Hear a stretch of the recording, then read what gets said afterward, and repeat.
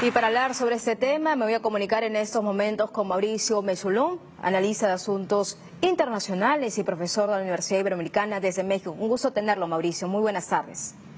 Un gusto estar contigo. Muchísimas gracias por la invitación. Mauricio, bueno, primero quiero empezar con las declaraciones de Joe Biden. ¿Qué te parece? Porque definitivamente la guerra en Ucrania, esta invasión rusa en Ucrania, ha significado parte de la agenda grandísima que se ha compartido entre todos los jefes de Estado. Claro está también el cambio climático.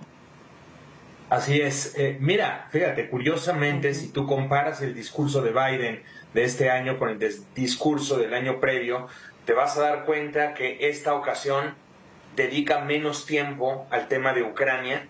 Efectivamente, lo vuelve parte central de su discurso como se esperaba, pero ante las críticas de que la agenda se está ucranizando y las demandas de otros países en términos de buscar abordar otros temas que son importantes, como por ejemplo los temas del sur global, incluido el tema del clima y muchos más. Ante eso, Biden un poco cede, me parece a mí, es una lectura primera, pero sí vas a ver que Biden aborda otros temas, no solamente Ucrania, como ocurrió el año pasado, que se dedicó mucho más tiempo al tema de Ucrania. Por supuesto, llega después Zelensky y va a tratar de hacer que la agenda se centre en esta amenaza a la seguridad internacional actual, pero pues la idea de las Naciones Unidas es volverse relevante ante los temas de muchos otros países. Entonces ahí creo que hay que hacer un equilibrio, un balance en cuanto a lo que está sucediendo ahora mismo. Importante esa acotación. Ahora, Mauricio, de todo lo que has escuchado, ¿qué es lo que más te ha sorprendido o vale la pena resaltar y acotar,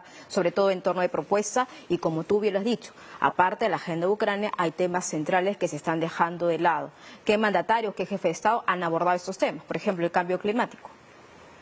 Lamentablemente tengo que decir que lo que más me ha sorprendido es la ausencia de varios jefes de Estado. Yo sí tendría que empezar por ahí, porque de los miembros del Consejo de Seguridad, pues puedes ver ahí a Joe Biden, pero no están otros miembros importantes, incluido, por ejemplo, Macron, y Macron continuamente va a este tipo de foros y no está ahora mismo, no está el primer ministro de Reino Unido, que también pues haría eco a varios de los temas que se están mencionando, y tampoco hay otros mandatarios, ¿no? China, Rusia no están presentes en jefaturas de Estado, me refiero yo, y esto lo que lamentablemente nos dice es que en ciertos espacios en el mundo Naciones Unidas deja de ser lo relevante que era en otros momentos, como que no se le da la importancia que tiene que tener.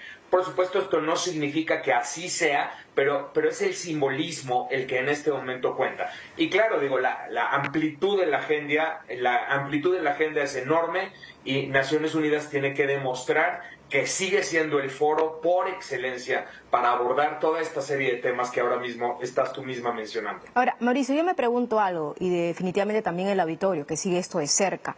¿Qué está pasando con el Consejo de Seguridad de las Naciones Unidas? Pues según tu proyección, hay un debilitamiento, se está delegitimando porque evidentemente solamente tenemos a Joe Biden ahí, no están los otros representantes, en un momento tan complicado, donde tenemos una guerra, cambio climático, tenemos crisis humanitarias. Entonces, definitivamente muchos se preguntarán, bien, escuchamos sus discursos, escuchamos lo que ellos quieren poner en agenda, pero ¿qué tanto se puede alcanzar acuerdos o similitudes? Y sobre todo poner fin a esta guerra, porque para algunos, y eso es importante también que entre en análisis, Mauricio, no sé cuál es tu perspectiva, mientras muchos están tratando de dar armas a Ucrania, otros tienen ya un discurso de paz. Pero ¿cómo se consigue la paz en esta guerra? Es que realmente ahí está la gran pregunta. Mira, es una muy añeja discusión. La conclusión actual, sobre todo desde Ucrania, pero incluso te diría yo desde bastantes años atrás, pero sobre todo desde la guerra en Ucrania, tiene que ver con la ineficacia del Consejo de Seguridad para ofrecer una plataforma de resolución de controversias de manera pacífica, sin la necesidad de entrar a un conflicto violento. Entonces, de ahí viene la pregunta, bueno, ¿cómo hacemos con el Consejo de Seguridad? Es una pregunta que nos venimos haciendo mucho tiempo, pero ahora mismo está siendo puesto sobre la mesa, y definitivamente es una pregunta que desde mi perspectiva no se puede dejar de atender. El hecho de que no tengamos la respuesta hoy no implica que podamos dejar de atender una asunto tan importante, porque de lo contrario lo que pasa es que Naciones Unidas se vuelve irrelevante. Y si Naciones Unidas se vuelve irrelevante, ¿qué nos queda? Este es esencialmente, o sea, la pregunta que tú haces de cómo resuelvo la guerra es justamente una pregunta que debería ser capaz de resolver Naciones Unidas u otros organismos multilaterales. El multilateralismo se encuentra en crisis y esa es una crisis que tenemos que abordar. Nos tiene que llamar a la acción, por ejemplo, desde América Latina, que somos países que hemos impulsado el multilateralismo y la proscripción al uso de la fuerza. Desde nuestro continente tenemos que hacer estos empujes, sumando a otros países que también creen en ello, para intentar darle nuevo vigor y traer al presente estas discusiones que no hemos sido capaces de resolver. Cambio climático, ahora vamos a hablar de este tema. ¿Quién de todos los presidentes consideras que ha dado propuestas que se podrían materializar? Tenemos por ahí algunas propuestas de Gustavo Petro, pero sin lugar a dudas el cambio climático es el pan de cada día y lo estamos viviendo de diferentes latitudes de todo el mundo, del planeta. Con el fenómeno del Niño hemos tenido ciclones aquí, como se ha conocido en el Perú el ciclón Yaku, en el norte del país, que fue una sorpresa, no se esperaba. Entonces, evidentemente hay cambios que también se necesitan o requieren medidas urgentes, medidas de contingencia, pero al parecer todo queda en el discurso, todo queda en el papel. ¿Qué se está haciendo? Ahora, esto también lo quiero compaginar con algo que ha dicho Antonio Guterres, que este relanzamiento de estas propuestas del ODS al 2030, pues no se ha avanzado a profundidad, ni siquiera el 15% de su totalidad de todos estos puntos, de todas estas propuestas. Entonces, ¿qué se puede hacer?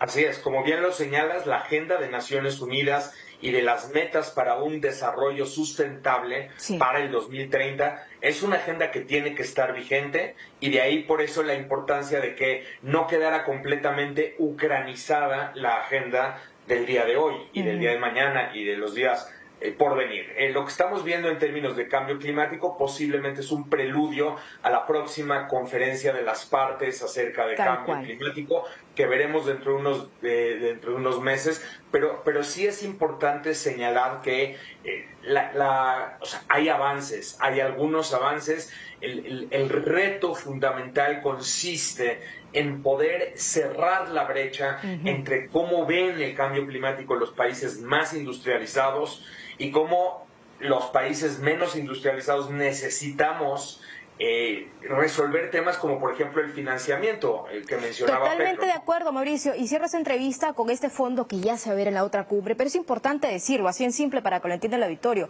Fondo, financiamiento que necesitan países en desarrollo subdesarrollados para poder atender contingencias climáticas, señores, porque definitivamente de que se necesita apoyo, se necesita apoyo. Muchas gracias a Mauricio Mecholón, analista de asuntos internacionales y profesor de la Universidad Iberoamericana desde México. Me han puesto aquí. ¿Te encuentras en Nueva York o México? México. En México. Muchas gracias. Muy buenas tardes. Muy buenas tardes. Muchas gracias.